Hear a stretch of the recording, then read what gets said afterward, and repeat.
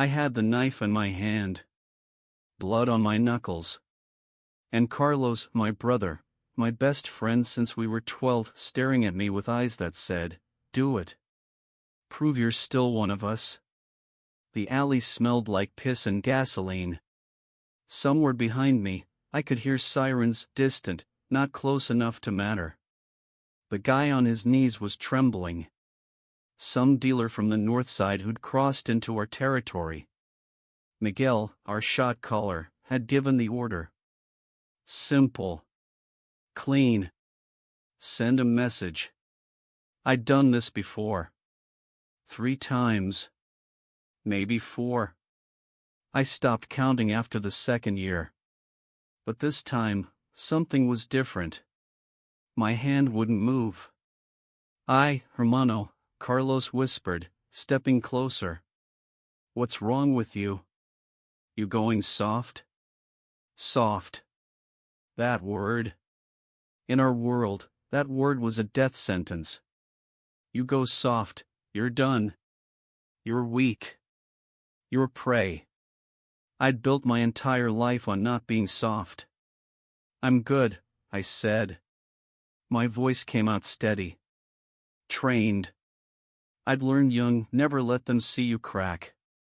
Just making sure there's no witnesses. Carlos laughed. Relaxed. That's my boy. Do it quick. Miguel's waiting. I looked down at the man. Mid-30s. Wedding ring. He was praying. Not out loud, just moving his lips. I couldn't hear the words, but I recognized the rhythm.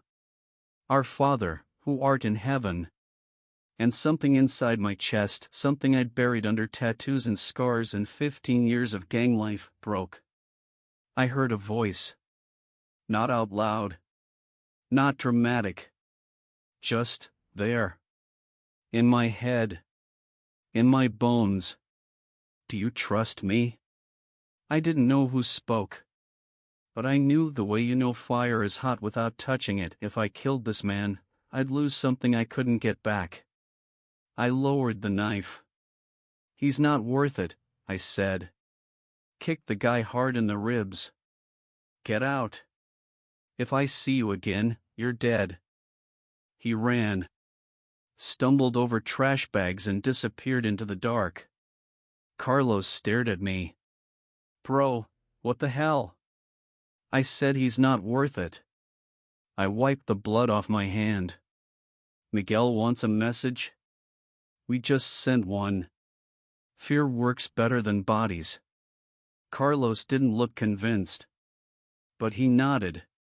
Slowly. Yeah. Okay. Yeah, maybe you're right. We walked back to the car. He didn't say anything. But I could feel it, the shift. The question hanging between us. Is he still solid? That was 3 weeks ago. 3 weeks since I started asking questions I wasn't supposed to ask. 3 weeks since I met her. Let me back up. My name is Marco.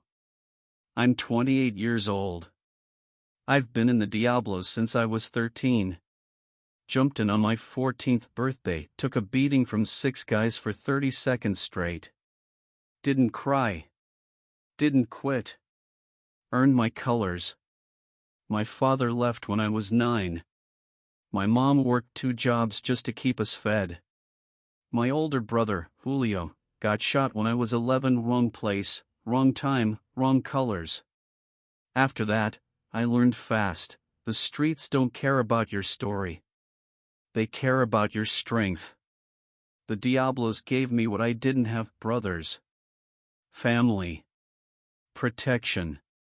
Purpose. I was good at it. Real good. By 16, I was running corners. By 19, I was enforcing. By 23, I was Miguel's right hand. The guy you called when things needed to be handled. Quiet. Efficient. No hesitation. I'd been shot twice. Stabbed once. Arrested 4 times. Never snitched. Never broke. My knuckles were scarred from fighting. My ribs ached when it rained, courtesy of a rival crew that jumped me outside a bar. I had 13 tattoos. Each one told a story. Each one was a mark of loyalty. I thought that made me strong. I thought that made me a man. I thought wrong. It started with Maria. She worked at the corner store on 5th, the one we taxed for protection. Sweet lady. Mid-50s. Always called me Mijo. Always slipped me an extra tamal when I came by. One day, I walked in and saw her talking to a girl I'd never seen before. Early 20s. Pretty. But not the kind of pretty that made you think easy. The kind that made you think dangerous, because she looked at you like she could see straight through your bullshit. Marco. Maria smiled. This is my niece, Sofia. She just moved here from El Salvador. Sofia nodded. Polite. Didn't look scared. Most people in the neighborhood looked at me and saw the tattoos, the scars, the hard eyes, and they looked away fast. She didn't. Nice to meet you, she said. Yeah, I said. You too. I left. Forgot about her. But she didn't forget about me.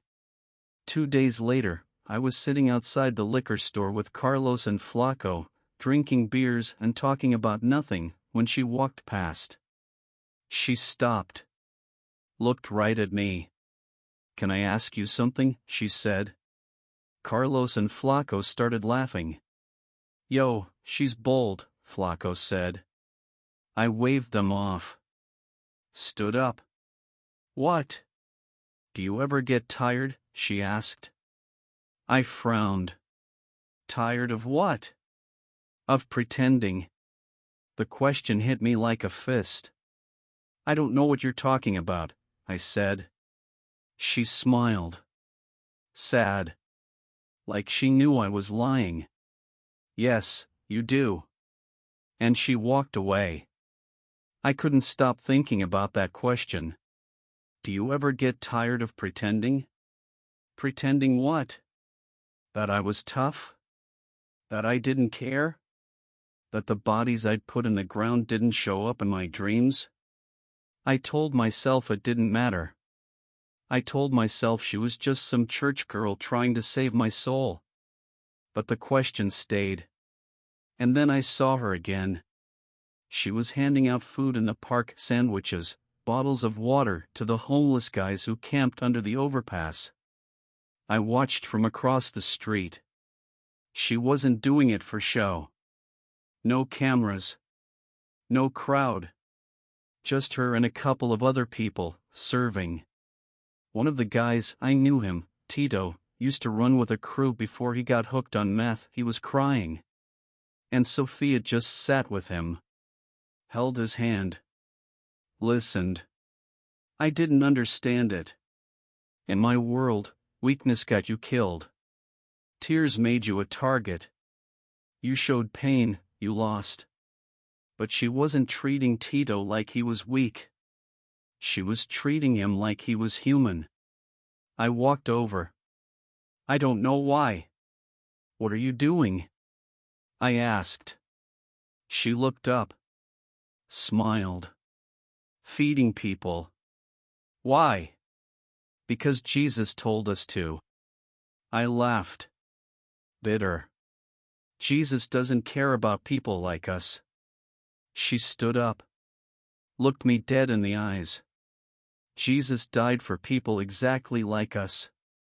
And just like that, standing in a park that smelled like sweat and desperation, I felt it again.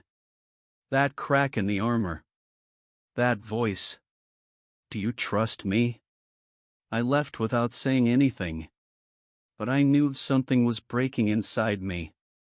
Something I'd spent 15 years building. And I was terrified. Because in my world, breaking meant dying.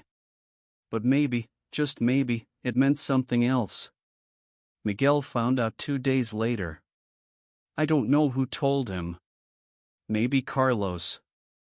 Maybe Flaco. Maybe someone else saw me at that park, talking to Sofia, looking like I was thinking too hard about things a soldier shouldn't think about. In the Diablos, thinking was dangerous. Questioning was betrayal. He called me to the warehouse on Saturday night. The text was simple: come alone. Now. I knew what that meant. The warehouse was our headquarters, an old auto body shop that hadn't been legal in a decade. We used it for meetings, for storing product, for handling problems that needed to be handled away from cameras and witnesses.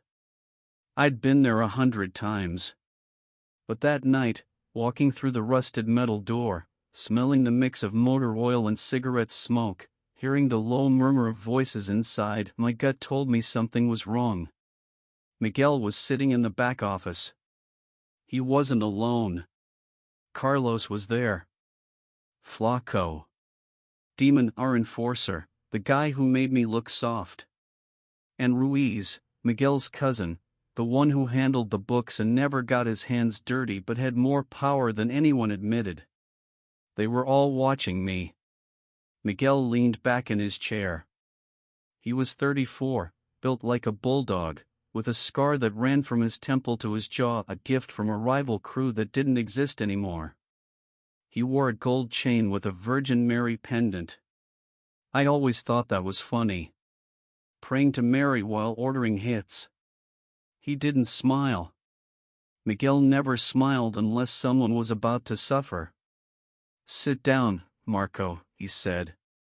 I sat. Kept my face neutral. Hands relaxed. Never show fear. Never show doubt. "You know why you're here?" he asked. "No." He nodded. Slow. Like he was deciding whether to believe me. "Okay. Let me help you remember." He pulled out his phone. Scrolled. Turned it toward me. It was a picture. Me. In the alley. The guy on his knees. The knife in my hand. And my hand lowered. "You let him go," Miguel said. His voice was flat. Calm.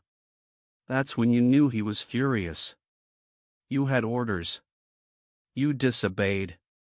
I met his eyes. I made a tactical decision.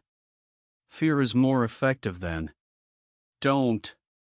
He held up a hand. "Don't insult me with strategy talk. You went soft. Admit it." The room was silent. I could feel Carlos shifting beside me. Uncomfortable. Flaco was staring at the floor. "I didn't go soft," I said. "No?" Miguel leaned forward. "Then tell me why you've been spending time with that church girl. The one handing out sandwiches like Jesus Christ himself." My chest tightened. "I know her aunt," I said. "Maria. From the corner store." "It's nothing." "It's nothing?" Miguel's voice rose. "Just a little. Enough to make everyone tense. You think I'm stupid? You think I don't have eyes? You've been asking questions, Marco. Going to places you don't belong. Talking to people who don't belong in our world." He stood up. Walked around the desk. Stopped right in front of me. "So let me make this simple," he said. "You've been loyal. You've earned respect. But loyalty has limits. And if you're thinking about walking away, if you're thinking about turning into some born-again pendejo who thinks Jesus is gonna save him from the life, let me remind you how this works." He pulled a gun from his waistband. Checked the magazine. Casual. Like he was checking his watch. "You don't leave the Diablos," he said. "You know that. You took the oath. Blood in, blood out. The only way you leave is in a box. You understand me? I understood. I'd seen it before. 3 times. Guys who tried to leave. One moved to another state, they found him 6 months later. One tried to snitch, he didn't make it to the courthouse. One just disappeared one night, we never talked about what happened, but everyone knew. Blood in. Blood out. I'm not trying to leave, I said. Miguel crouched down. Eye level. Then prove it. He slid a folded piece of paper across the floor. I picked it up. Opened it. An address. A name. A picture.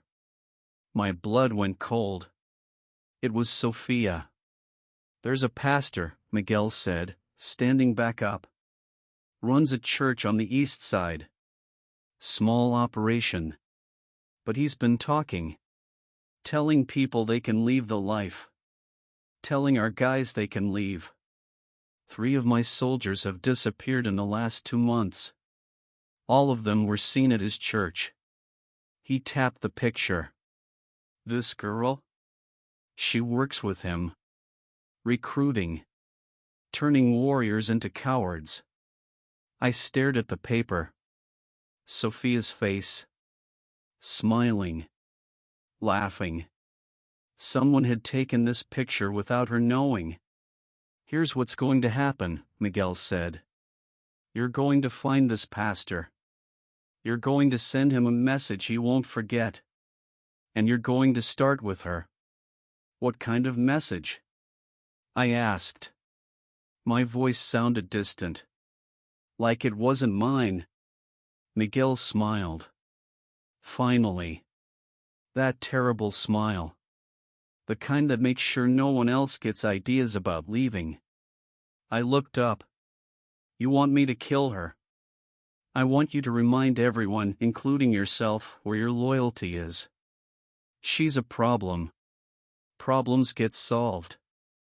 You've solved problems before. He tilted his head. Or have you forgotten how? My heart was pounding. My hands were steady, trained, always steady, but inside, I was screaming. Do you trust me? That voice again. Quiet. Insistent. I'll handle it, I said. Miguel studied me. Long hard. You sure? Because if you can't, if you've gone soft, I need to know now. I can send Demon instead. Demon grunted. Cracked his knuckles. He'd do it. Without hesitation. Without mercy. I said I'll handle it, I repeated. Miguel nodded. Good. You have 48 hours. Bring me proof. A picture. Something that shows me you're still my brother. He put the gun back in his waistband. Clapped me on the shoulder. Don't disappoint me, Marco. I'd hate to lose you. It wasn't a warning. It was a promise. I walked out of that warehouse with the paper burning in my pocket. Carlos caught up to me in the parking lot. Yo, Marco. Wait up. I stopped. Didn't turn around. You good? He asked. Yeah.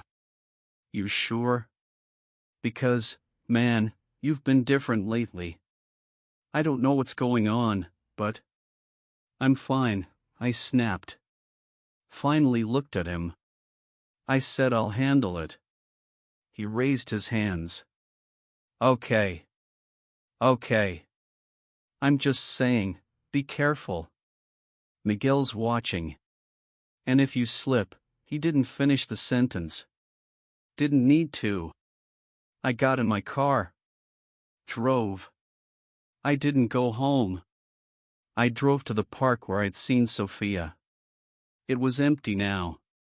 Just shadows and streetlights and the distant hum of traffic. I sat on a bench. Pulled out the paper. Stared at her picture. She'd looked at me like I was human. Like I mattered. Like I wasn't just a weapon with a pulse. And now I was supposed to destroy her. I'd killed before. Dealers. Rivals. Snitches. People who'd made choices, who'd known the risks. But Sofia? She was just trying to help people. Trying to feed the hungry. Trying to love the broken. Trying to do what Jesus did. Jesus. I didn't even believe in him. Not really. My mom used to take me to church when I was a kid, before everything went to hell. I remembered the stories. Jesus feeding people. Healing people. Dying for people. But that was fairy tales. The real world didn't work like that. Except Sofia believed it. And she wasn't stupid. She wasn't weak. She was braver than anyone I knew. I thought about that dealer in the alley. The one I'd let go. The voice I'd heard. Do you trust me? I'd spent 15 years trusting Miguel. Trusting the Diablos. Trusting violence and fear and loyalty bought with blood. And where had it gotten me? Sitting in a dark park, holding a hit order on a girl who'd shown me more kindness in 2 conversations than my crew had shown me in 15 years. I pulled out my phone. My hands were shaking now. Finally.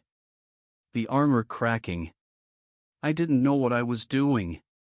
But I typed out a message. I need to talk to you. It's important.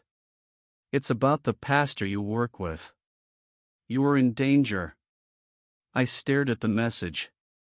Finger hovering over send. If I sent this, I was betraying Miguel. Betraying the Diablos. Betraying everything I'd built my life on. If I didn't send it, Sofia would die. And I'd be the one holding the knife. Do you trust me? I hit send. And just like that, in a park that smelled like gasoline and broken dreams, I chose a side. I didn't know it yet. But that was the moment I stopped being Miguel's soldier. And started becoming something else. Something that terrified me more than any bullet ever could. Sofia didn't respond for 6 hours. 6 hours of me sitting in my apartment, staring at my phone, jumping every time I heard a car door slam or footsteps in the hallway. 6 hours of knowing I'd just signed my own death warrant. In the gang, there's a code. It's simple. It's absolute. You don't warn the target. You don't hesitate.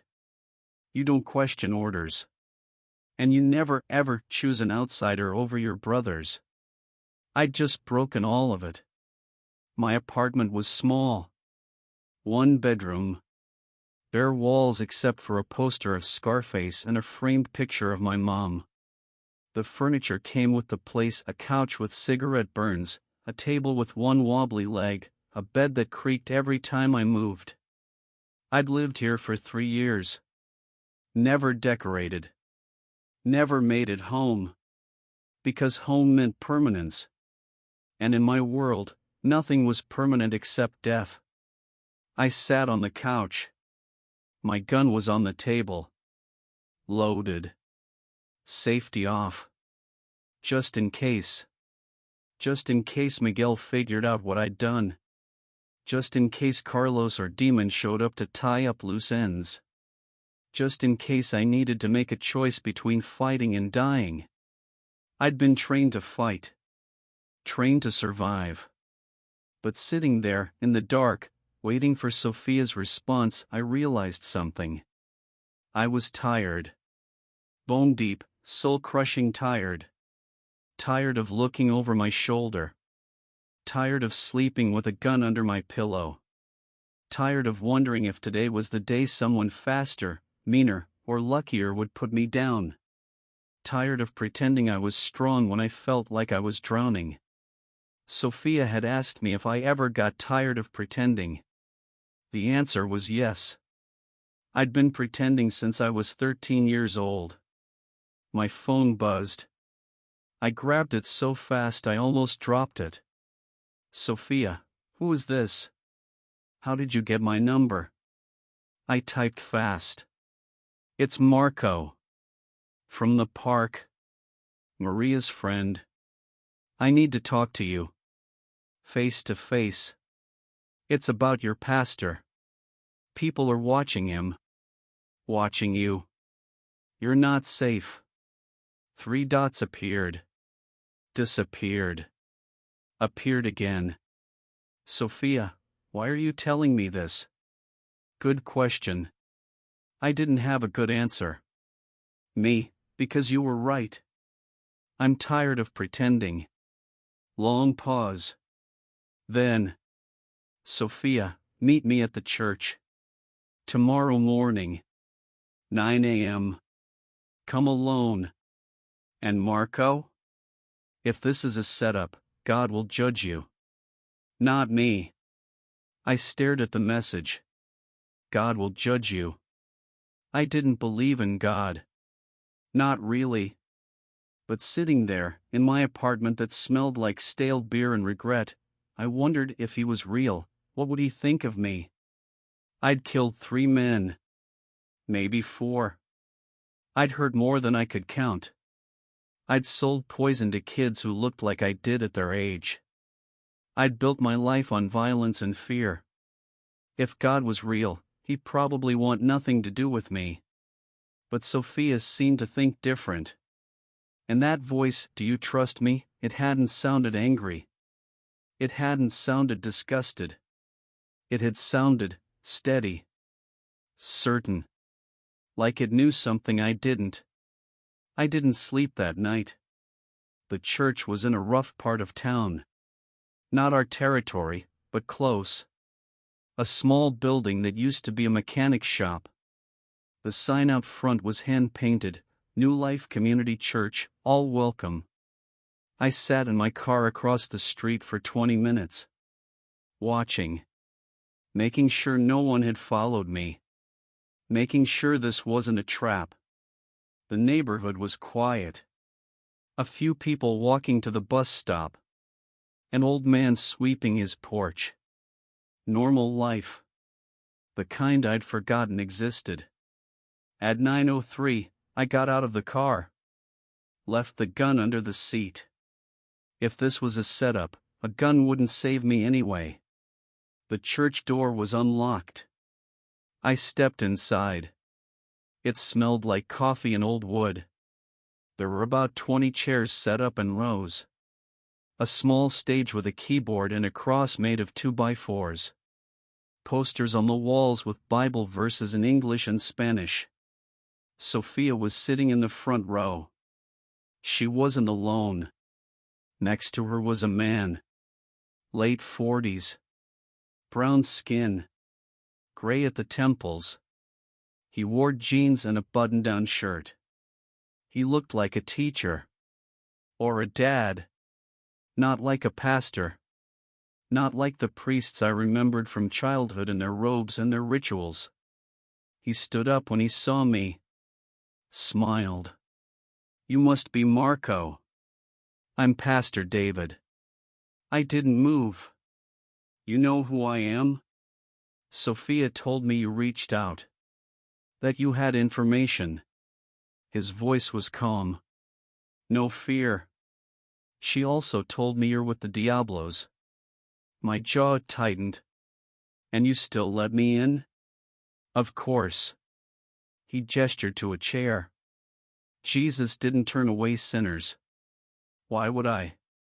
I didn't sit. I'm not here for a sermon. I know. He sat back down. Relaxed. Like we were old friends. You're here because you're in trouble.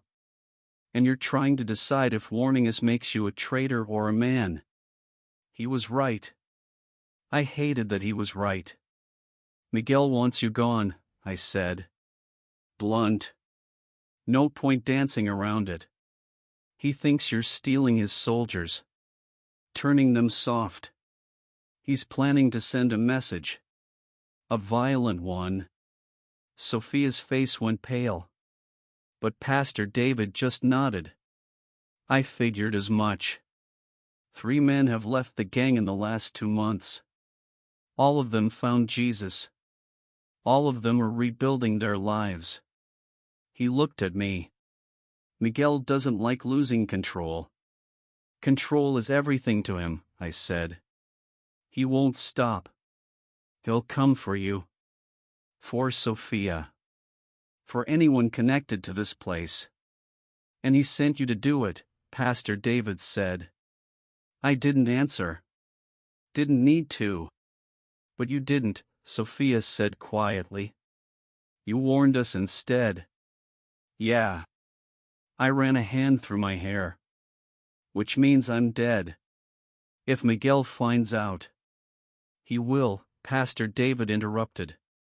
Men like Miguel always find out. You can't hide betrayal in that world. He leaned forward. So the question isn't whether you'll face consequences. The question is, what are you going to do now? I don't know, I said. And it was the first honest thing I'd said in years. Pastor David stood up. Walked over to me. Marco, I've seen men like you before. Warriors. Fighters. Men who've built their lives on being strong, being loyal, being feared. And then one day they wake up and realize the life they built is a prison. I felt something crack in my chest. I'm not afraid. Yes, you are. His voice was gentle. Not mocking. Just true. You're terrified. Because for the first time, you're questioning everything. And questioning means you might be wrong. And being wrong means everything you've done, everything you've sacrificed, might have been for nothing. I wanted to hit him. I wanted to walk out. I wanted to scream. But I couldn't. Because he was right. I've killed people, I said. My voice came out rough. Broken. I've destroyed lives. I've done things that can't be undone. If your God is real, he doesn't want me. Pastor David smiled. Sad. Kind. Jesus died between 2 thieves, Marco. One of them mocked him. The other one just said, remember me. And Jesus said, today you'll be with me in paradise. That thief didn't have time to fix his life. Didn't have time to make amends. He just asked. And Jesus said yes. That's a fairy tale, I said. Is it? Sofia stood up. Walked over. Marco, you had orders to hurt me. Maybe kill me. And you didn't. Why? What stopped you? I thought about the alley. The dealer on his knees. The voice. Do you trust me? I don't know, I whispered. I do, she said. God stopped you. Because he's not done with you. Because he has a plan for your life. And it's not this. I stayed at that church for 3 hours. Pastor David told me about Jesus. Not the Jesus from the stained glass windows I remembered as a kid. Not the weak, pale, European Jesus from the paintings. He told me about a Jesus who flipped tables when he saw injustice. Who called hypocrites snakes to their faces. Who walked into storms and battlefields and graveyards and said, don't be afraid. I'm here. A Jesus who was executed like a criminal. Beaten. Mocked. Tortured. A Jesus who could have called down armies of angels, but didn't. Because he chose to die. For people like me. He didn't die because you're good enough, Pastor David said. He died because you're not. None of us are. That's the point. We can't save ourselves. So he did it for us. Why? I asked. Why would he do that? Because he loves you. 3 words. Simple. Impossible. I'd never been loved like that. Conditional love, sure. Miguel loved me when I was useful. Carlos loved me when I was loyal. My mom loved me, but even that came with disappointment and fear. But loved just because? Loved despite everything? Loved enough to die? That didn't make sense. I don't deserve that, I said. None of us do, Sofia said. That's why it's called grace. I left the church at noon. Pastor David gave me his number. Told me to call any time. Told me he'd be praying for me. Sofia walked me to my car. What are you going to do? She asked. I don't know, I said. Miguel's expecting proof. If I don't deliver, then don't go back, she said. Walk away. Start over. I laughed. Bitter. You don't walk away from the Diablos. Blood in, blood out. Remember? Jesus walked out of a tomb, she said. If he can do that, he can get you out of this. I wanted to believe her. God, I wanted to believe her. But I'd spent 15 years learning that hope was a weakness. That faith got you killed. I'll think about it, I said. She touched my arm. Marco. You've already made your choice. You warned us. You're already out. You just haven't admitted it yet. I drove away. Hands gripping the wheel so tight my knuckles went white. She was right. I'd crossed the line. I'd chosen Sofia and Pastor David over Miguel. I'd chosen God? Maybe. I didn't know. All I knew was, for the first time in my life, I'd done something that wasn't about survival or loyalty or fear. I'd done something because it was right. And now I was going to pay for it. I didn't go home. I drove to the coast. Sat on the beach. Watched the waves. I prayed. I think. I didn't know how. But I talked. Out loud. Like God was sitting next to me. I don't know if you're real, I said. But if you are, I need help. Because I'm lost. I've been lost for a long time.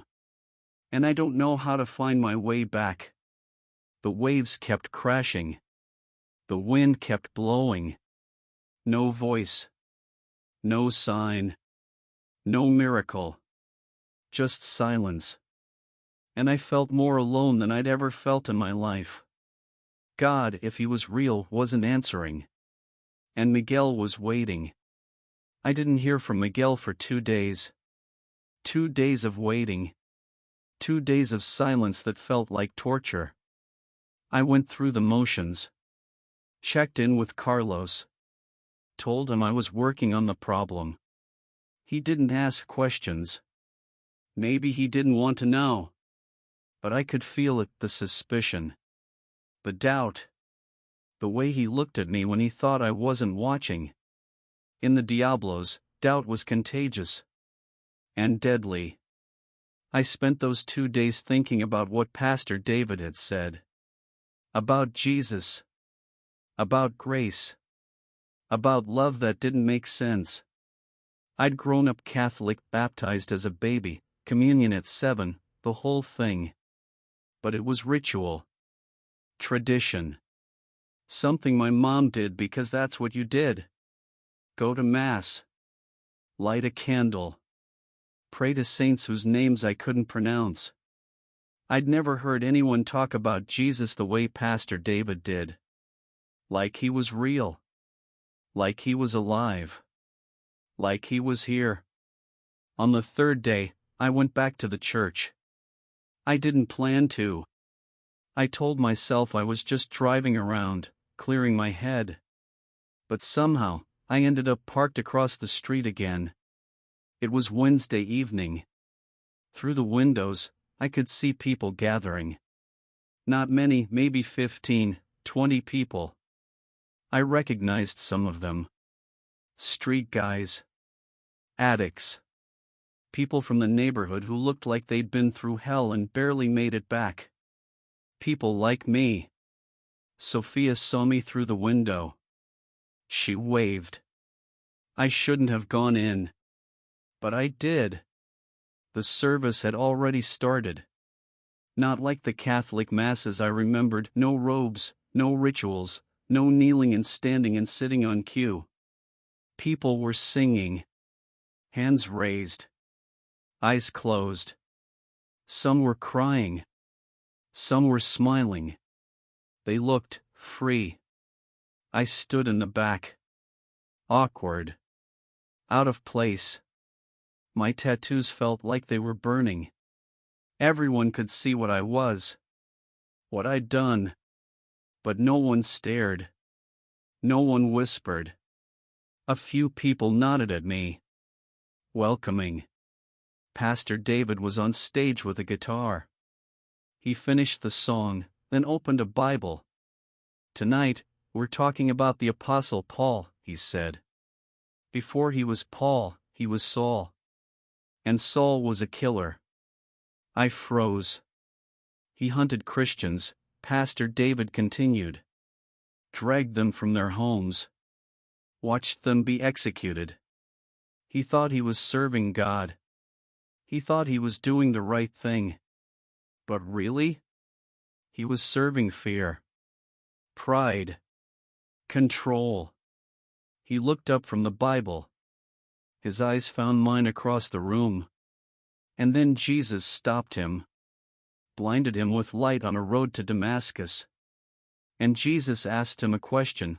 Saul, why are you persecuting me? Pastor David closed the Bible.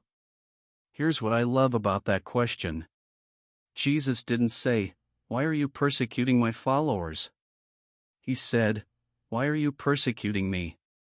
Because when you hurt one of his children, you hurt him. When you love one of his children, you love him. He walked off the stage. Down the aisle. Stopped right in front of me. Saul became Paul, he said quietly. The killer became the missionary. The persecutor became the preacher. Because Jesus doesn't see you for what you've done. He sees you for what you can become. I couldn't breathe. You think you're too far gone? Pastor David said. Paul helped murder Christians. And Jesus chose him to build the church. You think your hands are too dirty? Moses was a murderer. David was an adulterer.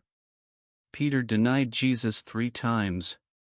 And Jesus used them all. He put a hand on my shoulder. God doesn't call the qualified, Marco. He qualifies the called. Something broke inside me. I didn't cry. Not yet. Warriors don't cry in public. But I felt it, the walls I'd built for 15 years, cracking. Crumbling. I don't know how, I whispered. How to what? How to stop being what I am. Pastor David smiled. You don't. Jesus does. You just have to let him. After the service, Pastor David invited me to his office. It was small, a desk, 2 chairs, shelves full of books. A cross on the wall. A picture of his family. He handed me a Bible. Black leather. Heavy. It smelled like old paper and something else. Something sacred. I can't take this, I said. Why not? Because. I don't even know if I believe yet. That's okay, he said. Jesus isn't afraid of your doubts. He can handle your questions. Take it. Read it. Start with the Gospel of John. It's about a man who met Jesus face-to-face. I took the Bible.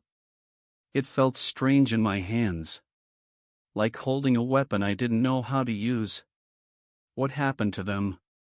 I asked. The guys who left the gang. The ones Miguel's looking for. Pastor David leaned back. One's working construction. Supporting his mom and his little sister. One's in trade school, learning to be an electrician. One's helping me run the youth center we just opened. They're really out? They're really out. We helped them get jobs. Find safe places to stay. Connected them with people who could protect them legally, restraining orders, witness protection when necessary. He paused. It's not easy. Some days they're terrified. Some days they want to go back because it's all they know. But they're free, Marco. Actually free. And Miguel hasn't found them? He's tried. But they're not hiding in fear. They're living in faith. There's a difference. I opened the Bible. The pages were thin. Delicate. Full of words I didn't understand. I don't know how to read this, I said. Start here. He flipped to a page. John chapter 8, verse 36. Read it out loud. I read slowly. So if the Son sets you free, you will be free indeed. Again, Pastor David said. If the Son sets you free, you will be free indeed. One more time. But this time, believe it. I looked at the words. My vision blurred. My voice cracked. If the Son sets you free, you will be free indeed. And something happened. I can't explain it. But it was like light. Warm. Flooding through me. Breaking chains I didn't know I was wearing. I dropped the Bible. Put my hands on my knees. And for the first time since I was a child, I wept. Not silent tears. Not tough guy tears. Real tears. Ugly tears. The kind that come from a place so deep you didn't know it existed. Pastor David didn't say anything. He just sat there. Let me break. I killed people, I sobbed. I hurt people. I ruined lives. How can he forgive that? How can anyone forgive that? Because he already did, Pastor David said softly. On the cross. 2,000 years ago. He took every sin, yours, mine, everyone's, and he died with them. And then he rose. So you could be free. I don't deserve it. None of us do. That's the point. I don't know how long I cried. Could have been 5 minutes. Could have been an hour. But when I finally looked up, exhausted, empty, broken, I felt something I hadn't felt in 15 years. Hope. I took the Bible home. Hid it under my mattress like it was contraband. In my world, it was. That night, I read. Not just John. I read Matthew. Mark. Luke. I read about Jesus healing the sick. Feeding the hungry. Touching the untouchable. I read about him getting angry at religious leaders who cared more about rules than people. I read about him forgiving a woman caught in adultery. About him eating with tax collectors and sinners. About him telling stories of lost sons who came home. Of shepherds who left 99 sheep to find the one that was lost. And I read about him dying. Beaten. Mocked. Nails through his hands and feet. Hanging on a cross between two criminals. One criminal cursed him. The other said, Jesus, remember me when you come into your kingdom. And Jesus, bleeding, dying, moments from death, said, today you will be with me in paradise. I put the Bible down. Stared at the ceiling. That criminal didn't have time to fix his life. Didn't have time to make things right. He just believed. And Jesus said yes. If Jesus could forgive him, could he forgive me? I got on my knees. I didn't know how to pray. Not really. But I tried. Jesus, I said. My voice was rough. Broken. I don't know if I'm doing this right. I don't know if you're really listening. But I'm sorry. For everything. For the people I hurt. The lives I ruined. The man I became. Tears came again. Easier this time. I don't know how to fix this. I don't know how to be good. But if you're real, if you really can forgive me, I'm yours. I surrender. I can't do this alone anymore. Silence. No voice. No vision. No lightning bolt. Just peace. A peace I didn't understand. A peace that didn't make sense. A peace that settled over me like a blanket. For the first time in 15 years, I slept without a gun under my pillow. For the first time in my life, I slept like I was safe. The next morning, my phone rang. Miguel. We need to talk, he said. Now. My stomach dropped. About what? About your assignment. It's been 4 days, Marco. I'm starting to think you're stalling. I'm not. Then prove it. Bring me what I asked for. Today. Or we're going to have a problem. He hung up. I sat on the edge of my bed. The Bible was still open on my nightstand. John 8 verse 36. If the Son sets you free, you will be free indeed. Free. I wanted it. God, I wanted it. But freedom came with a cost. And Miguel was about to make me pay it. I had a choice to make. Go back to Miguel. Lie. Buy more time. Hope for a miracle. Or walk away. Completely. And trust that Jesus, this Jesus I barely knew, would protect me. I picked up the Bible. Held it in my hands.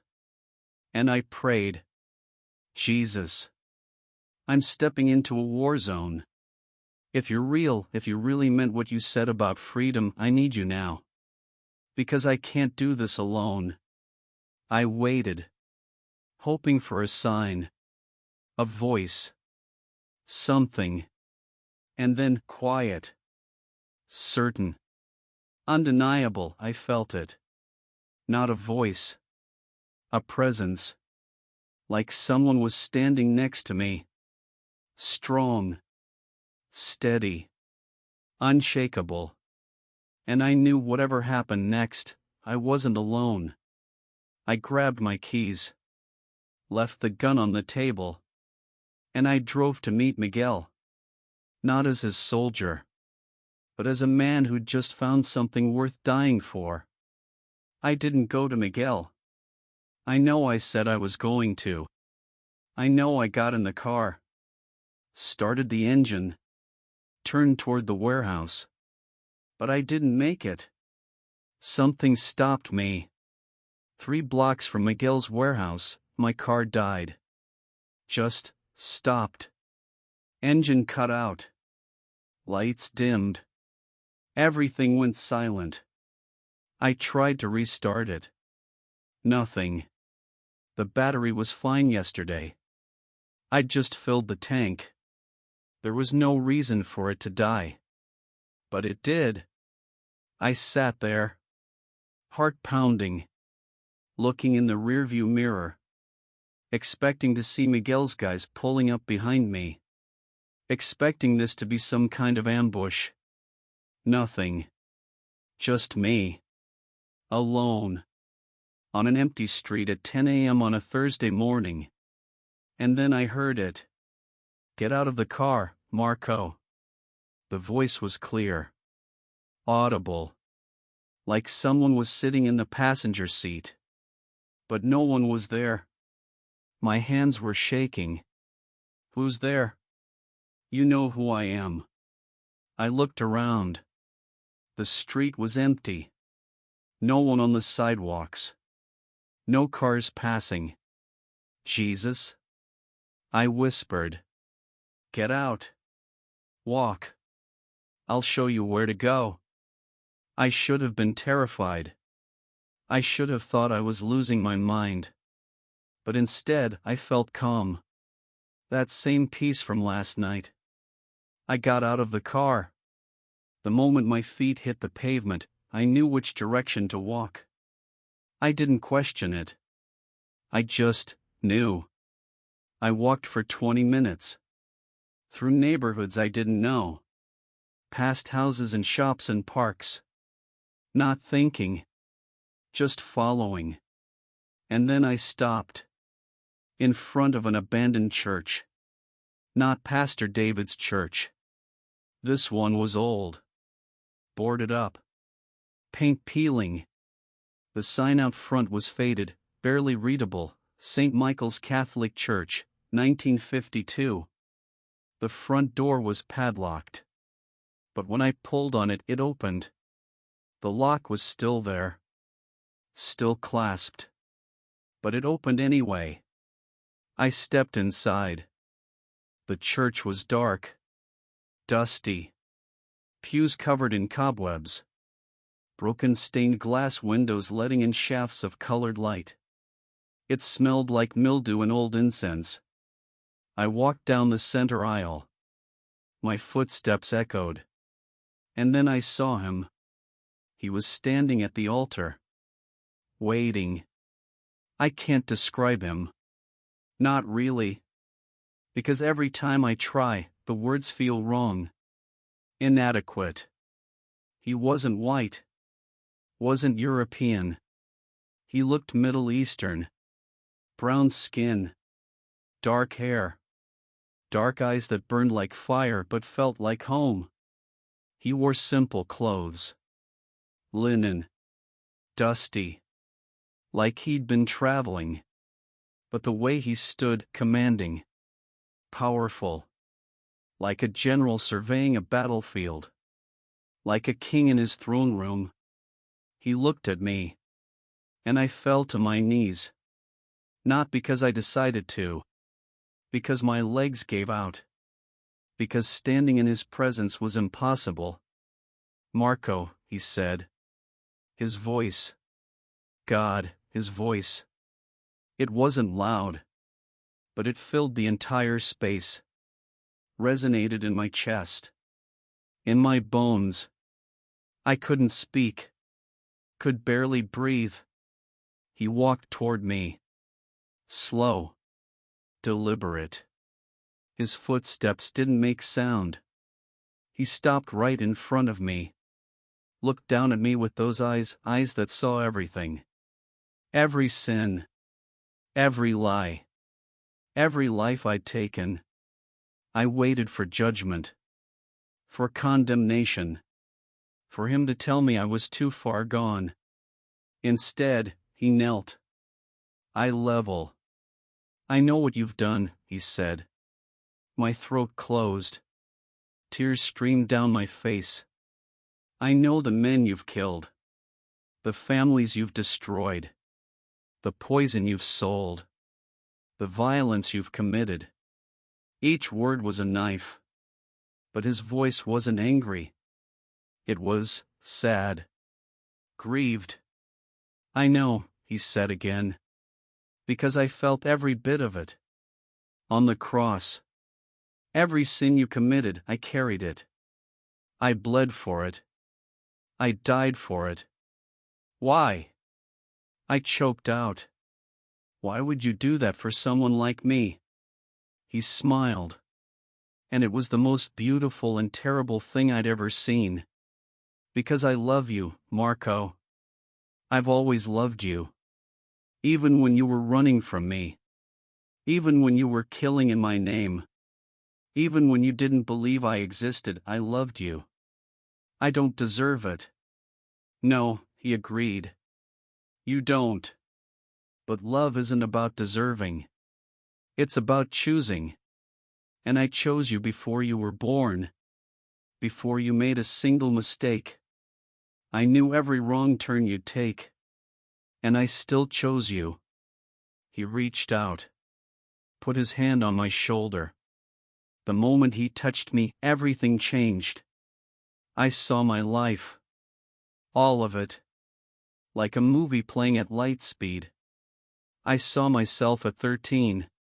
Getting jumped in. Taking the beating. Thinking I was becoming a man. But really, I was running. From the pain of losing my brother. From the fear of being weak. From the father who left and never came back. I saw myself at 16. First kill. A rival gang member. I told myself it was necessary. Self-defense. Us or them. But really, I was trying to prove I was strong. Trying to bury the scared little boy who still cried at night. I saw myself at 19. Beating a man half to death because he disrespected me in front of the crew. I told myself it was about respect. But really, I was empty. Hollow. And violence was the only thing that made me feel alive. I saw every sin. Every victim. Every moment I chose pride over compassion. Power over mercy. And then I saw him. On the cross. Beaten. Bloody. Struggling to breathe. Nails through his hands and feet. And on his back I saw my name. Tattooed in scars. Every person I'd hurt. Every life I'd taken. Every sin I'd committed, it was there. On his body. He'd carried it. All of it. For me. No, I sobbed. No, no, no. Please, Jesus. I didn't know. I didn't know you did that. I didn't know. I know, he said gently. But now you do. So the question is, what will you do with it? I looked up at him. I don't know. I don't know how to fix this. I don't know how to be good. You can't, he said. Not on your own. But you're not on your own anymore. I'm with you. I'm I in you. My spirit. My strength.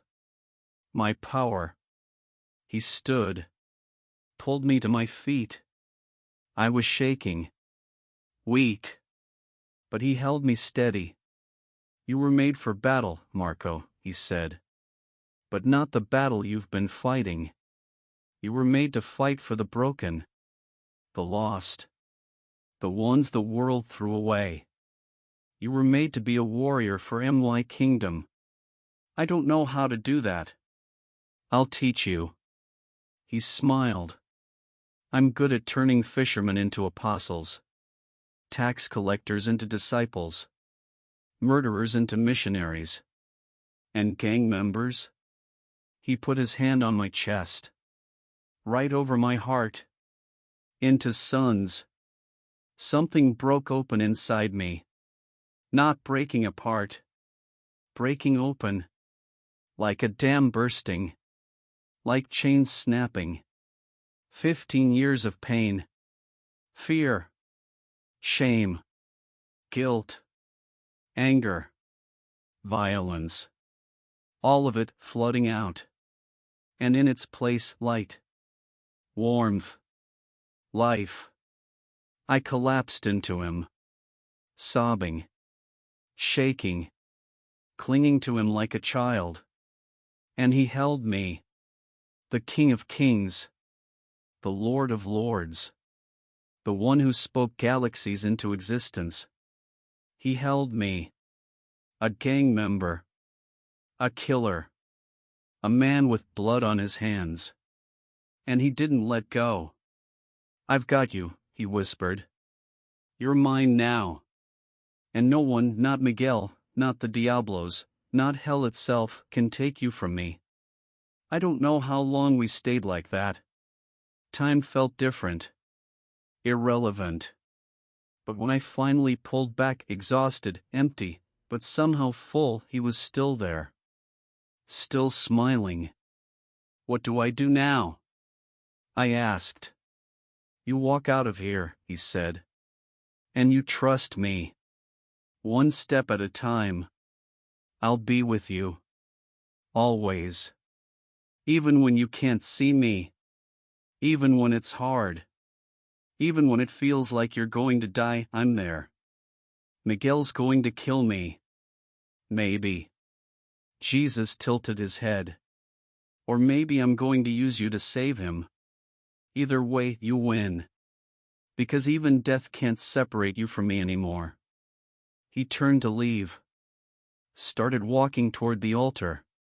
Toward the light streaming through the broken windows. "Jesus." I called. He stopped. Looked back. "Thank you," I said. "For not giving up on me." He smiled. "I never do, son. That's what love means." And then he was gone. I walked out of that church a different man. Not perfect. Not healed of everything. Not suddenly free of every struggle. But changed. The old Marco, the one who fought to prove he was strong, was dead. And in his place was me. The real me. The man Jesus saw when he looked past the tattoos and the scars and the violence. A son. A warrior. A man with a purpose. My car was still where I'd left it. I got in. Turned the key. It started immediately. Like nothing had ever been wrong. I laughed. Actually laughed. The kind of laugh that comes from deep in your chest. Joy.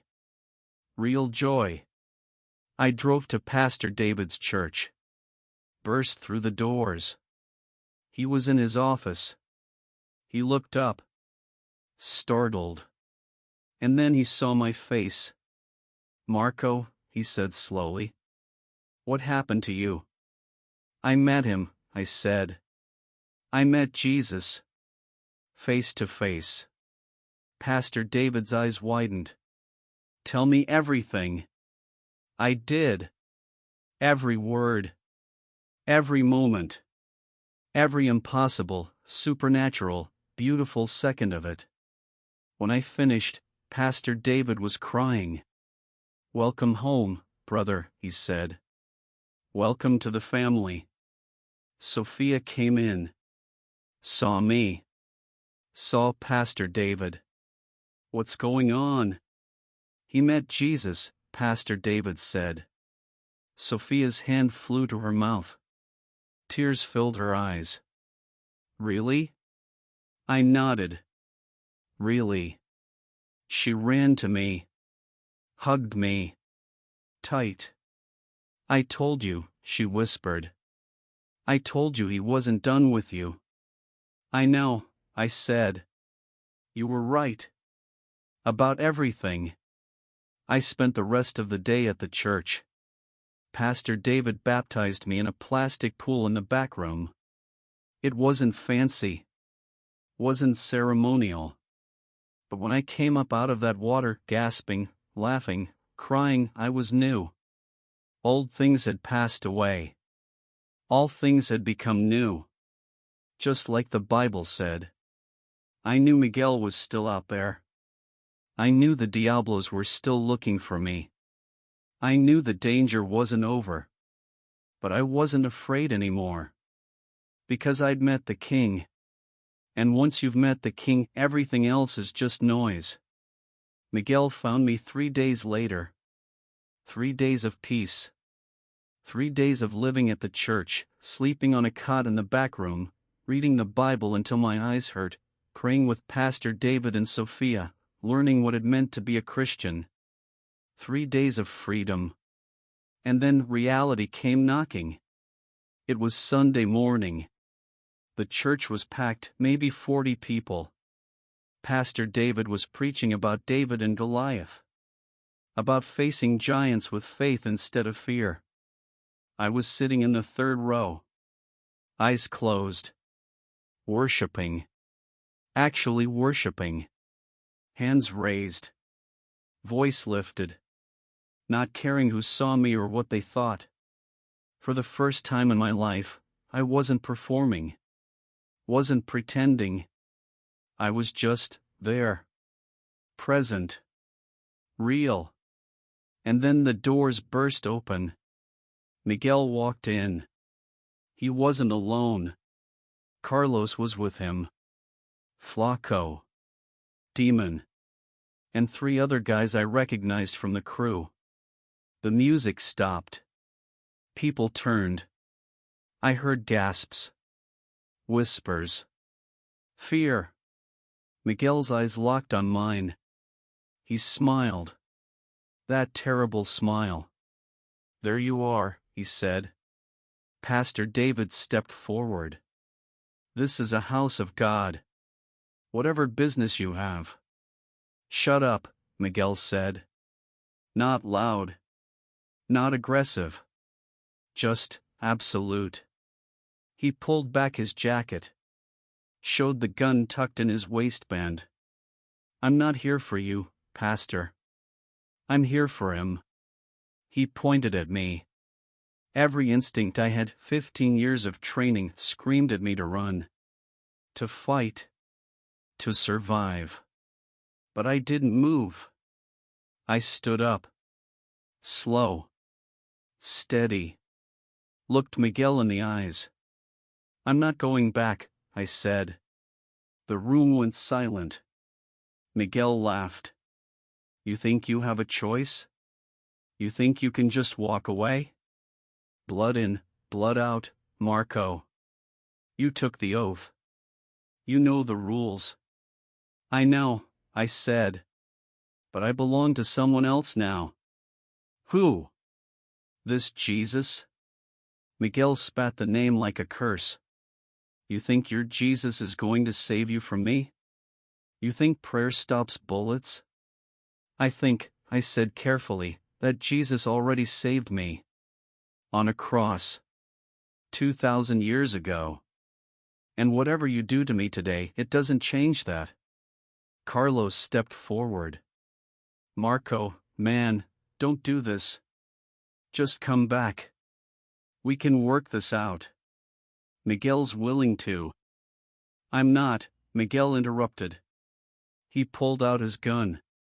Check the magazine. I gave you a job, Marco. Kill the pastor. Kill the girl. Send a message. You didn't. Instead, you betrayed us. Warned them. And then you disappeared. He walked down the aisle. Slow. Predatory. People scattered. Parents grabbed their kids. Old women clutched their Bibles. But Pastor David didn't move. Sofia didn't move. And neither did I. Miguel stopped 5 feet away. Raised the gun. Pointed it at my chest. Last chance, he said.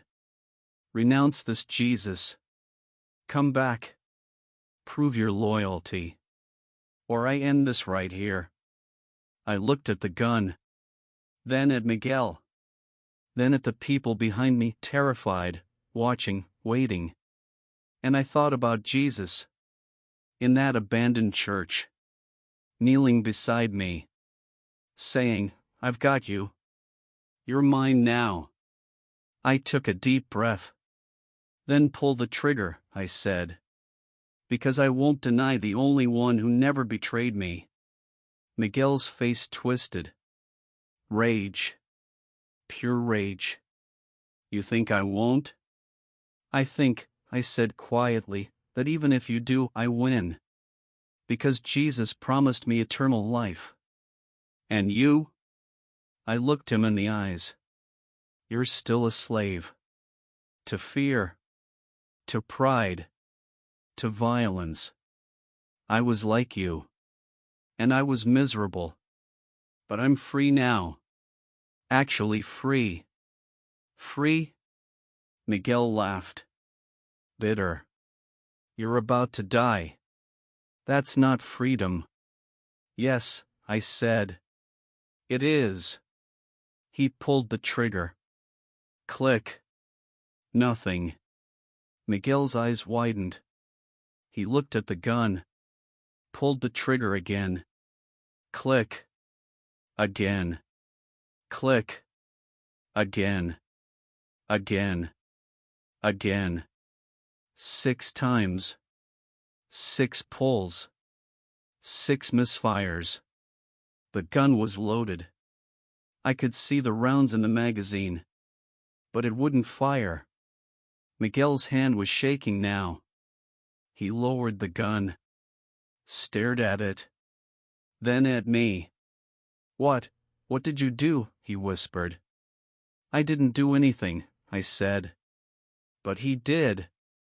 Sofia was crying. Pastor David had his hands raised, praying in Spanish.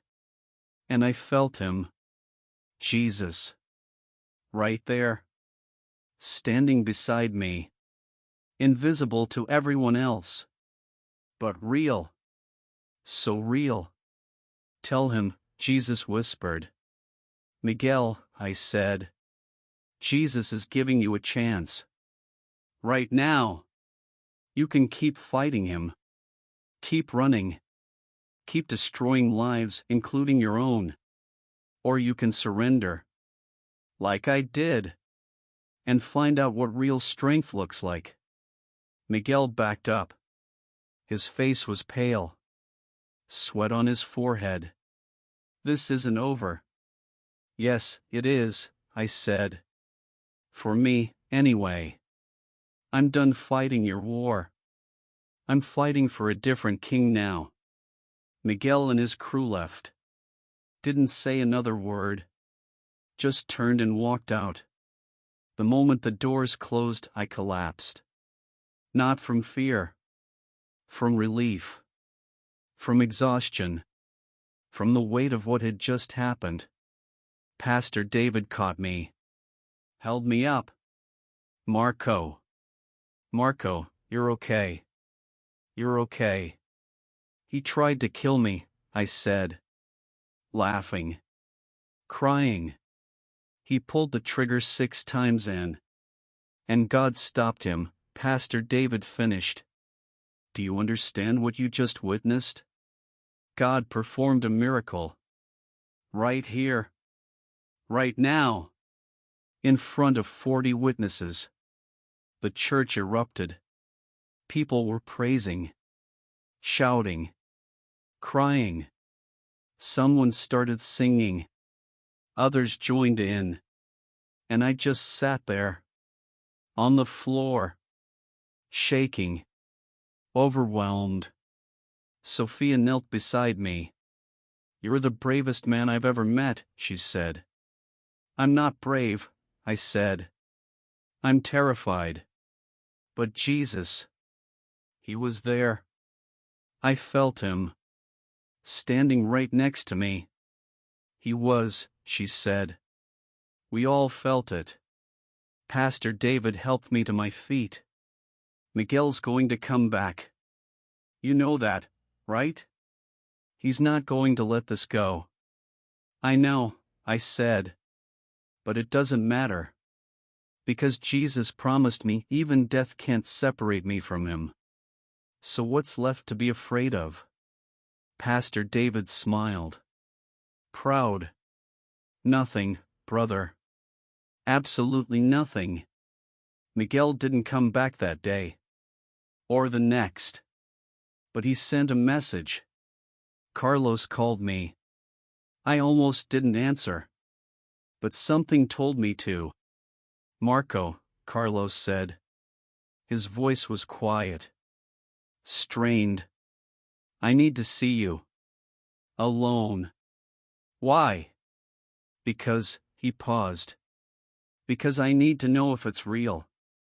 What happened at the church? Miguel says you did some kind of trick. But I was there, man. I saw his gun. I checked it myself before we left. It was loaded. It was working. And it didn't fire. 6 times. It's real, I said. Jesus is real, Carlos. And he can do the same thing for you that he did for me. Silence. Then, can we meet? Please. I need to talk. I looked at Pastor David. He nodded. Okay, I said. But not alone. I'm bringing someone with me. We met at a park. Neutral ground. Daytime. Public. Carlos was already there. Sitting on a bench. He looked tired. Older than I remembered. Pastor David and I sat across from him. Who's this? Carlos asked. This is Pastor David, I said. The man Miguel wanted me to kill. Carlos looked at Pastor David. Then at me. And you didn't? No. I didn't. Because Jesus stopped me. Carlos ran a hand through his hair. I don't understand, man. We grew up together. We've been through everything. You were the most loyal guy I knew. The strongest. And now he gestured helplessly. This. I know, I said. But Carlos, I was never strong. I was terrified. Every single day. Afraid of being weak. Afraid of dying. Afraid of disappointing Miguel. I built my whole life on fear. And I called it strength. And now I'm actually strong. Because I'm not carrying it alone anymore. Carlos looked at Pastor David. Is it true? What he's saying? About Jesus? Pastor David nodded. Every word. Jesus changes lives, Carlos. I've seen it hundreds of times. Addicts become sober. Abusers become protectors. Killers become healers. Because Jesus doesn't just forgive. He transforms. I've done bad things, Carlos said quietly. Really bad things. So did I said. So did the Apostle Paul. So did King David. So did the thief on the cross next to Jesus. And Jesus forgave all of them. He'll forgive you too. Carlos was crying now. Silent tears. The kind men cry when they've been holding it in for too long. I'm tired, Marco, he whispered. I'm so tired. I know, brother, I said. So was I. But Jesus gave me rest.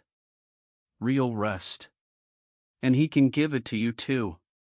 Carlos prayed with us that day. Right there. In the park. In broad daylight. He surrendered his life to Jesus. Wept like a child. Gave up the gun he'd been carrying.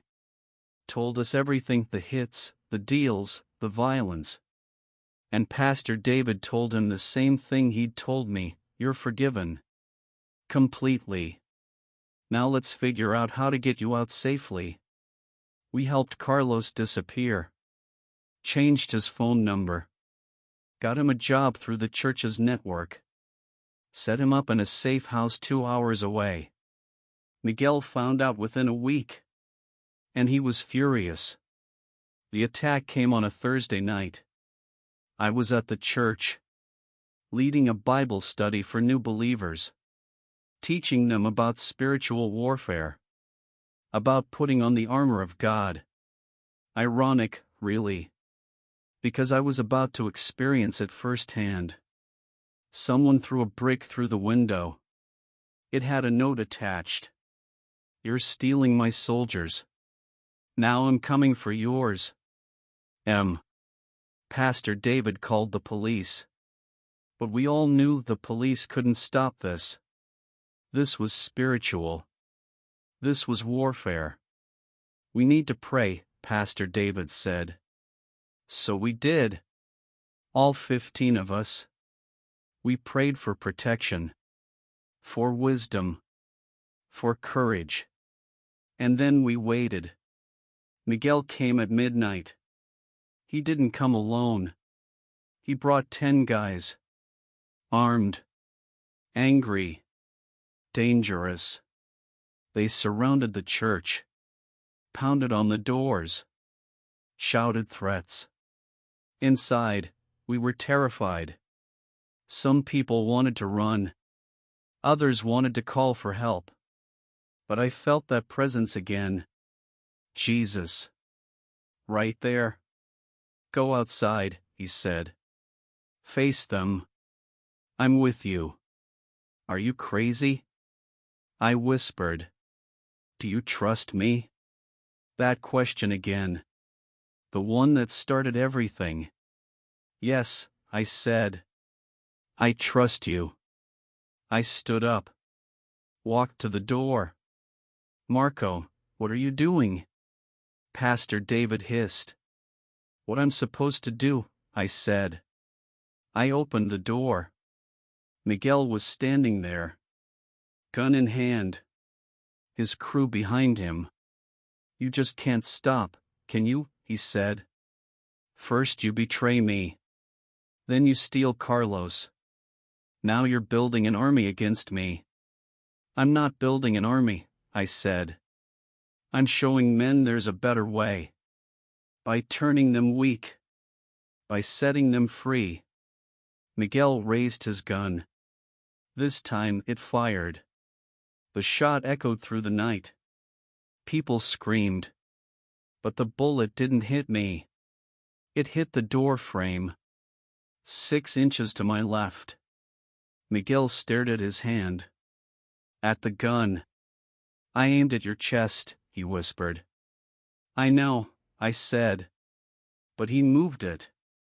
Miguel's face twisted. Fear. Confusion. Rage. You can't kill me, Miguel, I said. Not because I'm stronger.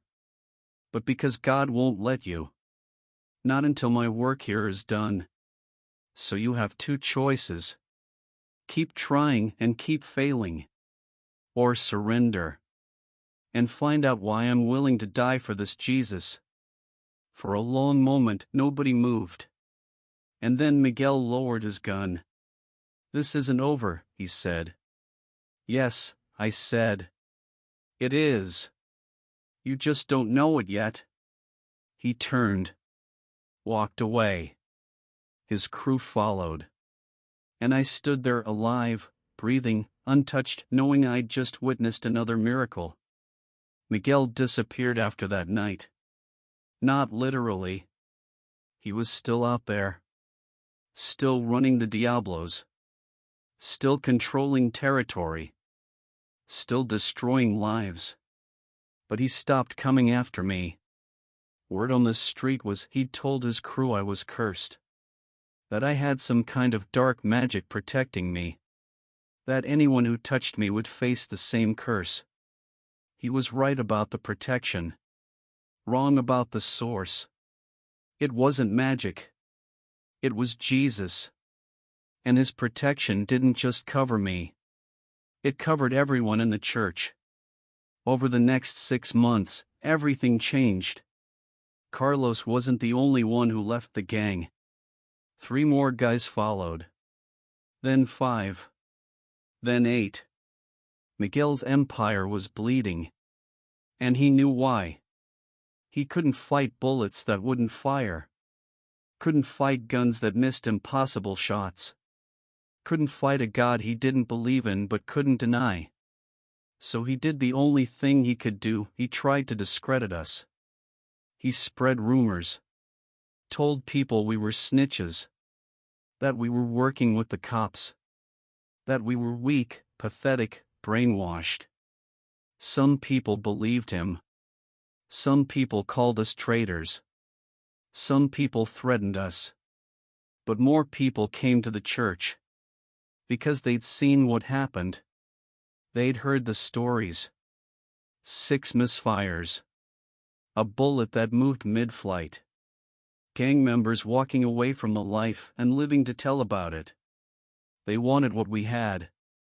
They wanted freedom. Pastor David turned the church into a refuge. We had beds in the back for guys who needed a place to stay. We had job training programs. We had counselors, former addicts, former gang members, people who understood the streets. We had hope. And I became Pastor David's right-hand man. Me. Marco. The guy who'd killed 3 people. The guy who'd sold drugs to kids. The guy who'd built his life on violence. Now I was helping men escape that same life. "You're a natural," Pastor David said one day. We were sitting in his office, planning next week's Bible study. "You speak their language.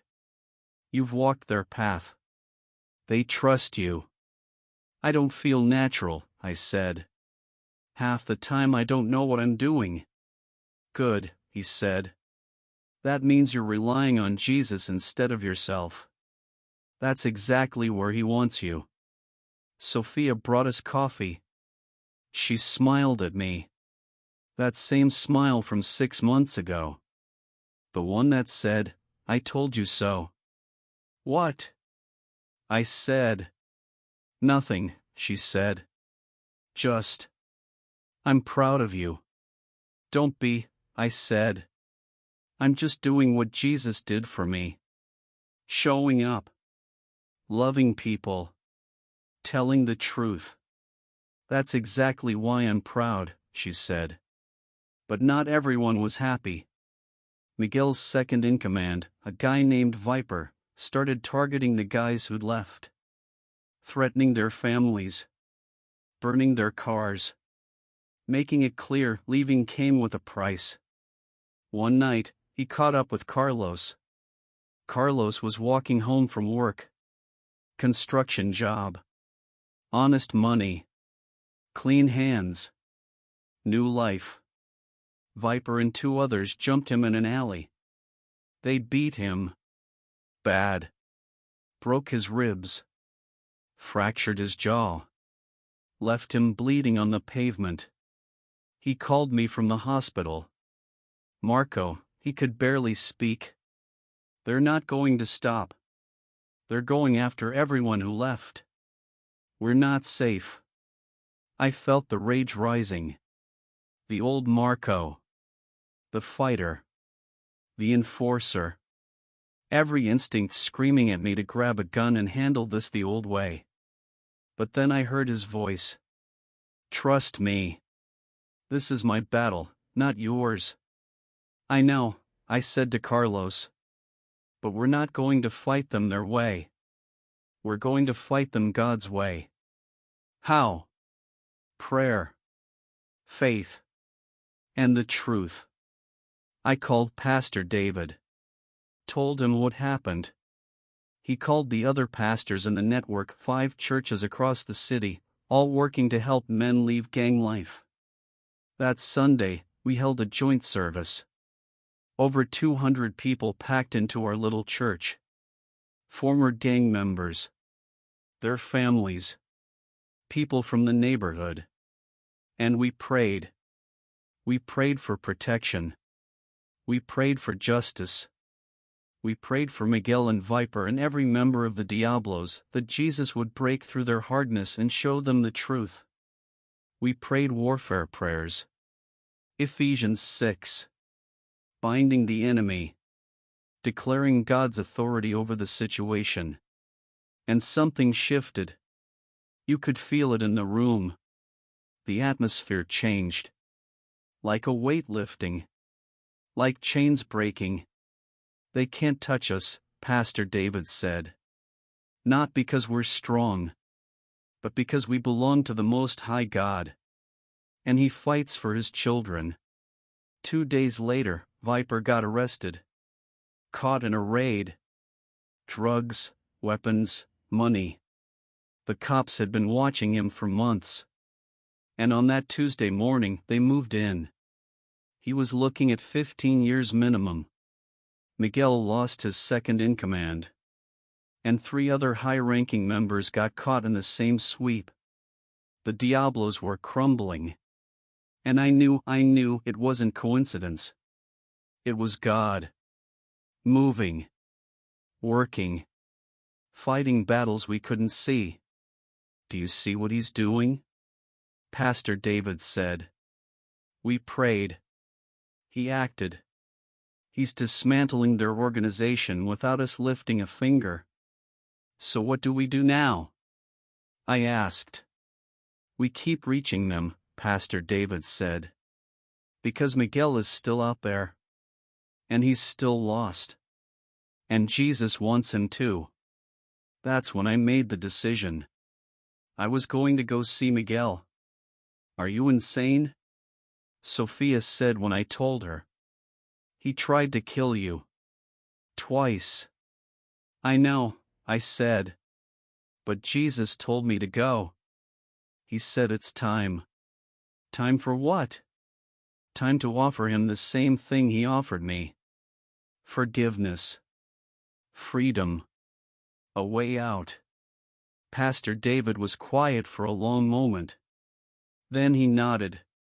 If Jesus told you to go, then go. But I'm coming with you. No, I said. This is something I have to do alone. Marco. Pastor, trust me. This is between me, Miguel, and Jesus. He didn't like it. But he understood. Then we'll be praying. The whole church. Every second you're gone. I found Miguel at the warehouse.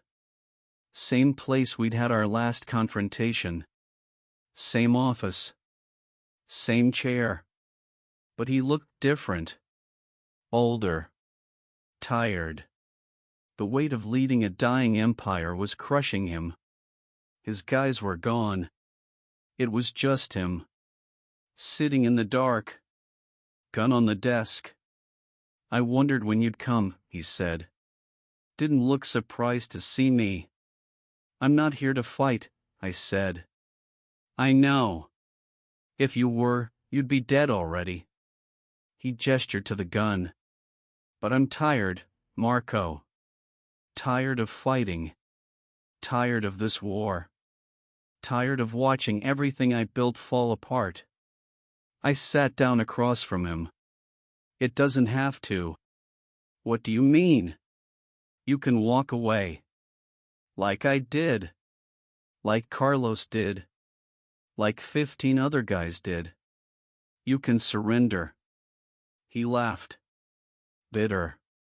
Surrender to who? You? The cops? No, I said. To Jesus.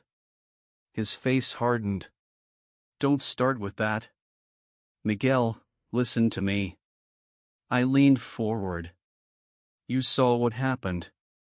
6 misfires. A bullet that missed from 5 feet away.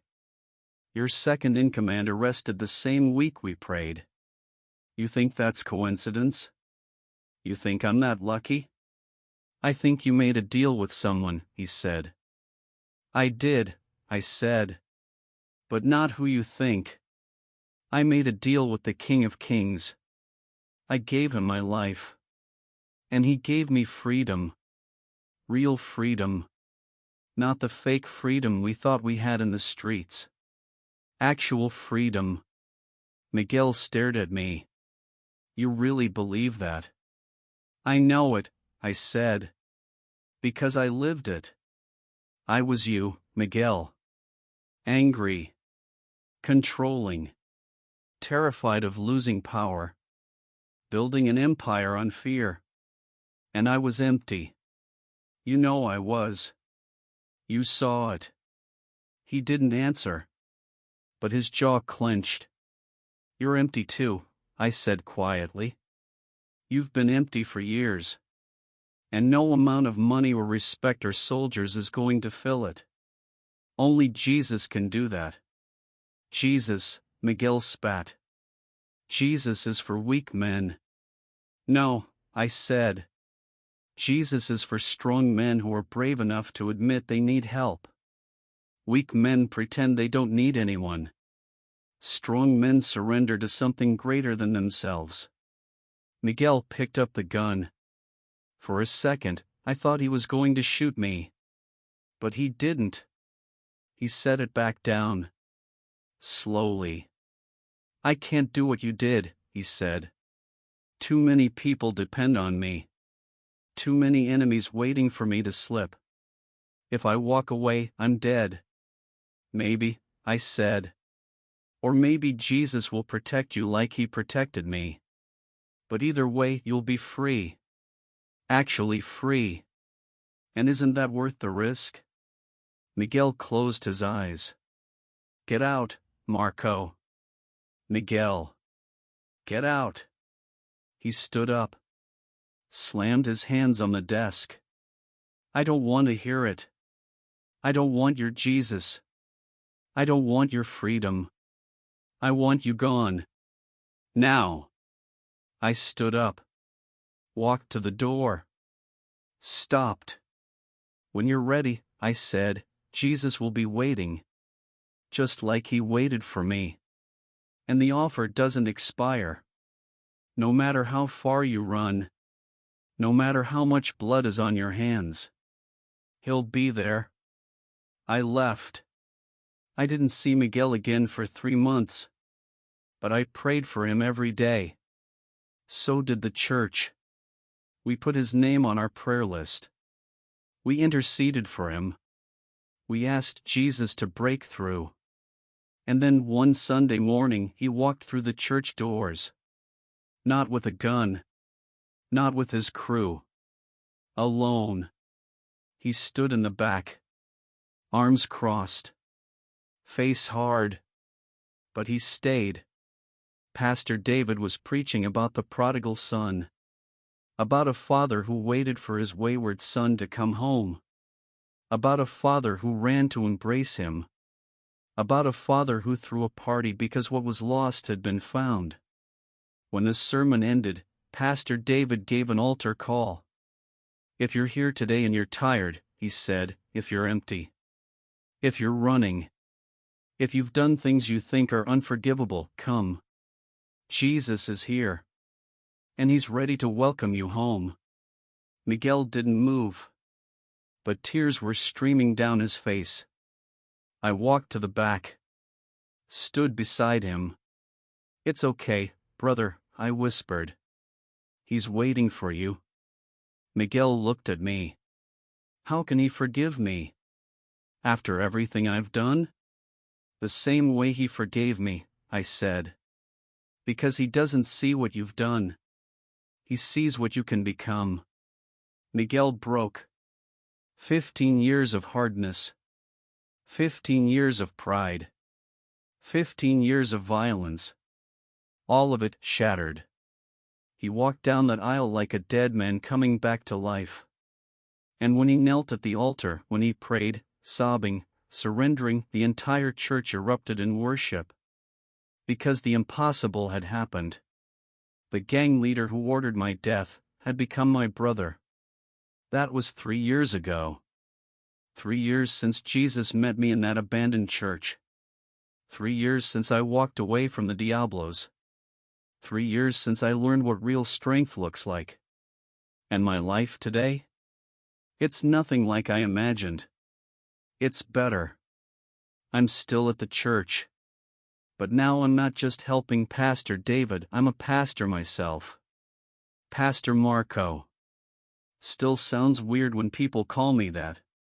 But it's real. I lead the men's ministry. Every Tuesday night, 15 to 20 guys show up. Former gang members. Former addicts. Former inmates. Broken men who are becoming whole men. Warriors who are learning to fight for the kingdom instead of the streets. We study scripture. We pray. We hold each other accountable. We talk about real things: addiction, anger, lust, fear, fatherhood, marriage, purpose. We don't pretend we have it all together. We're honest. Raw. Real. Because that's what men need. Not performance. Not perfection. But authenticity. And Jesus? He shows up every single time. Miguel is part of that group. Yeah. Miguel. The man who tried to kill me. Twice. He left the Diablos the day he gave his life to Jesus. Just walked away. Dissolved the crew. Told everyone he was done. Some of them followed him to the church. Others scattered. A few tried to rebuild the gang, but without Miguel's leadership, it fell apart. The streets have a new crew now. Different name. Different leader. Same darkness. But Miguel's not part of it anymore. He works construction with Carlos. They're best friends now. Brothers in Christ. They spend their lunch breaks reading the Bible and praying for their old crew members. I can't believe I tried to kill you, Miguel said to me once. We were drinking coffee after Bible study. Just the two of us. I can't believe Jesus stopped you, I said. Twice. 3 times, actually, he admitted. That bullet that missed? I was aiming at your heart. Point blank range. I don't miss from that distance. Ever. But it moved. Mid-flight. Like someone pushed it aside. Someone did, I said. Miguel nodded. Quiet. He saved my life too, you know. By saving yours. Because if I'd killed you, I'd never have found him. I'd still be out there. Empty. Angry. Destroying everything I touched. But you're not, I said. You are here. You're free. And you're helping other men get free. Because of you, he said. No, I said. Because of him. I'm just the messenger. Jesus did the heavy lifting. Carlos got married last year. To a woman from the church. She's amazing, strong, godly, patient.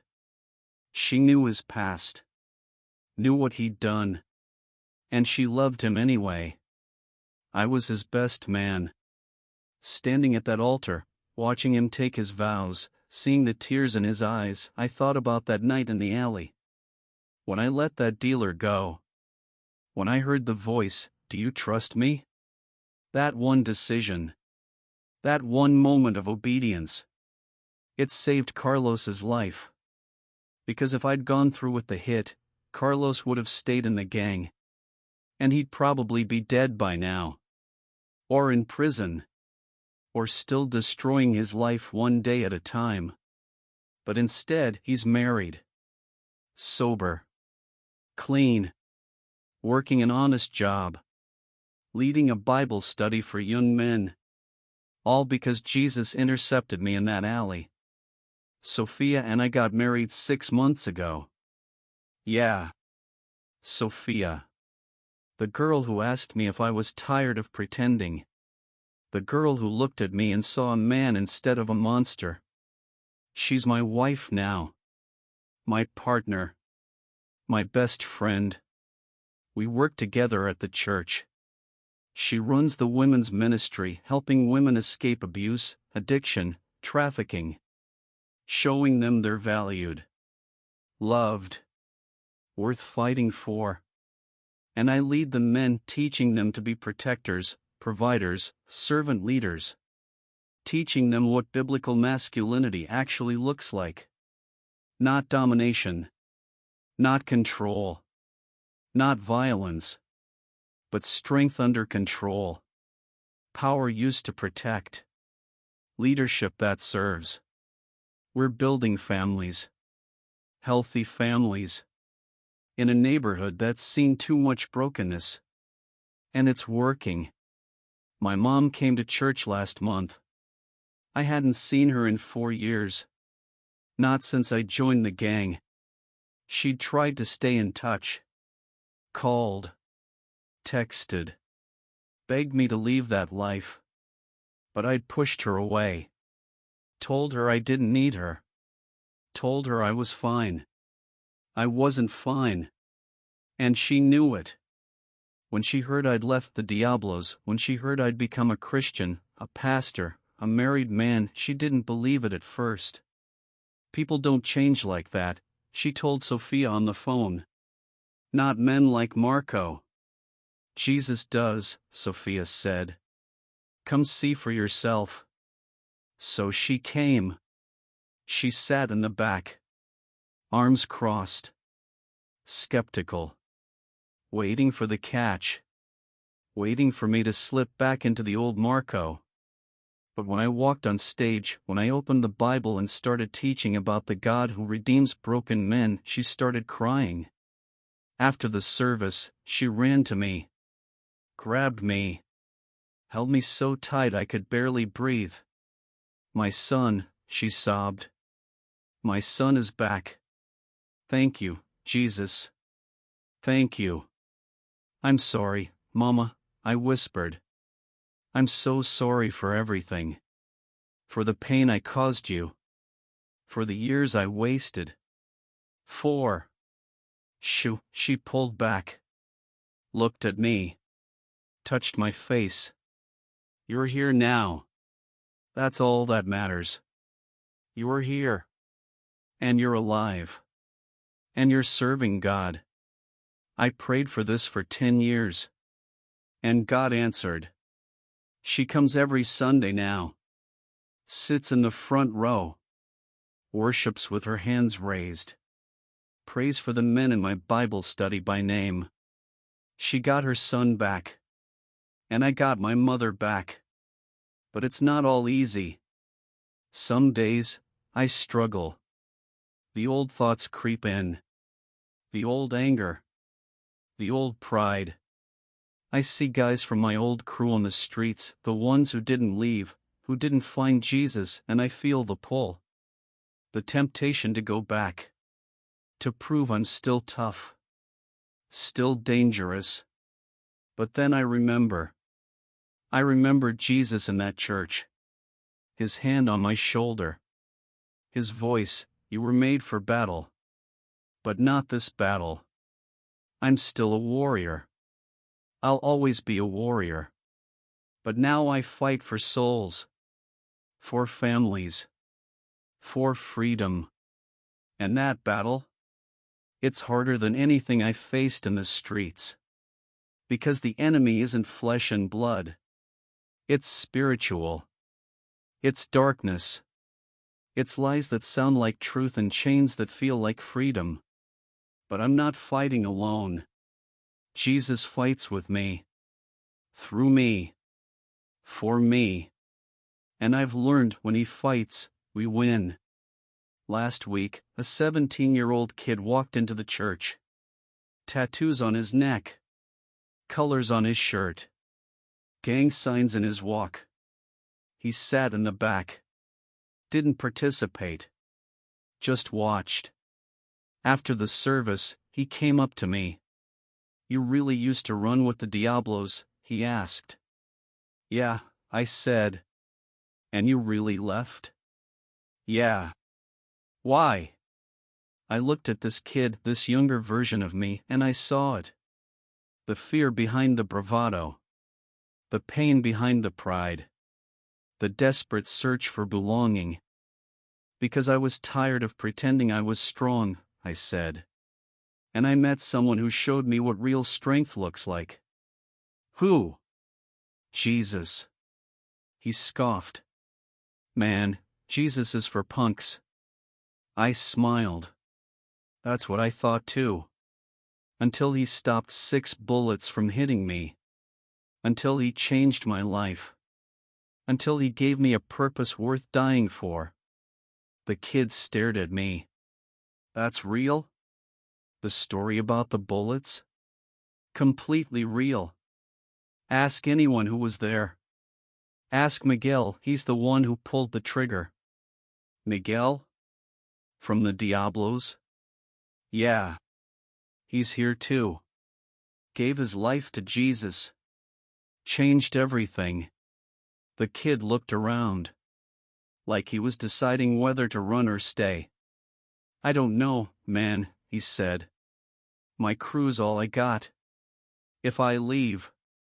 I know, I said. I thought the same thing. But the truth is that crew will use you up and throw you away. Jesus? He'll never leave you. Never betray you. Never abandon you. Even when you screw up. Even when you fail. He stays. The kid's eyes filled with tears. He tried to hide it. Looked away. Cleared his throat. Can I come back? He asked. Next week? You can come back whenever you want, I said.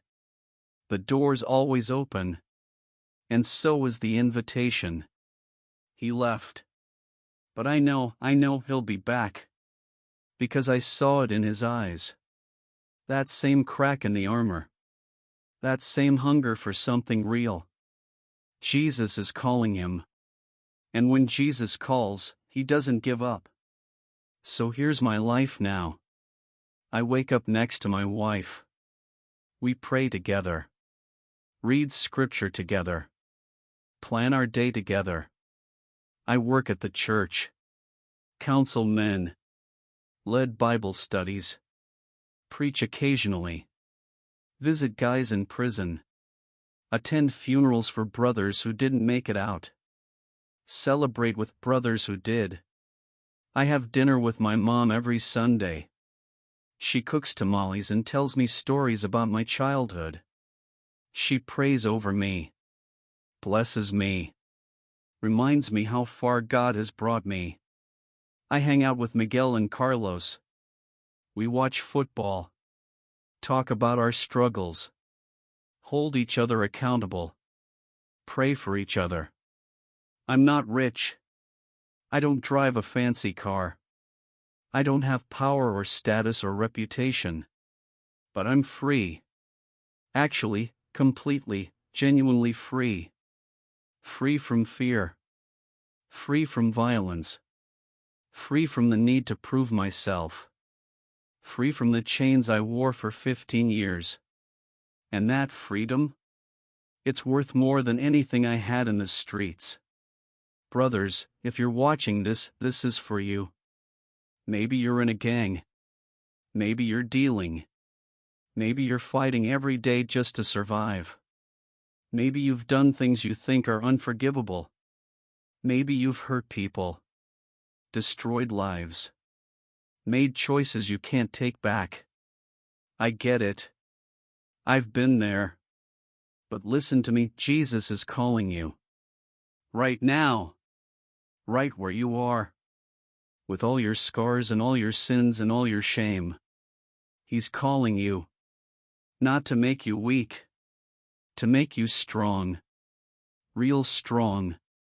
The kind of strong that doesn't need a gun or a crew or a reputation. The kind of strong that comes from knowing who you are and whose you are. To the soldiers out there, the fighters, the warriors. You were made for battle. God designed you to be strong, to protect, to lead. But you're fighting the wrong war. The streets? That's a losing battle. You might win today, but eventually, you'll lose. Prison. Death. Addiction. It always ends the same way. But Jesus? He's offering you a different war. A war against darkness. Against injustice. Against the enemy who wants to destroy you and everyone you love. And in his war, you win. Always. Because he already defeated death. He already conquered hell. He already won the victory. You just have to enlist. To the fathers. Your kids are watching you. They're learning what a man looks like by watching you. What are you teaching them? That strength is violence? That love is weakness? That real men don't cry, don't pray, don't surrender? Or are you teaching them that real men protect the weak? That real men serve their families? that real men bow their knee to the King of Kings? Be the father you needed when you were young. Break the cycle.